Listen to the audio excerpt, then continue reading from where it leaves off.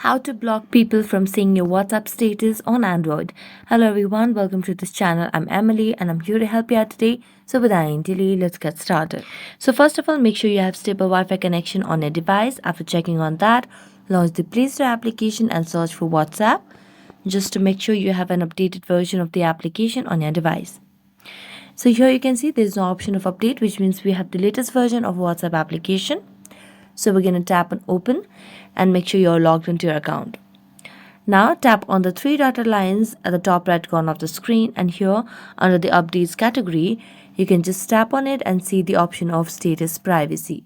So tap on status privacy, and when you do that, you can see there's option of who can see my status updates. So you can see my contacts, my contacts except some people, and only share with certain person. So you can select or block people from seeing a WhatsApp status on Android by tapping on My Contacts AppSec.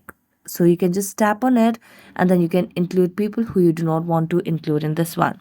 So you can tap on these profiles over here and then tap on the check mark, and there you go. Now they'll be blocked from seeing your WhatsApp status on WhatsApp. So that's it. Thank you so much for watching this video. See you next time.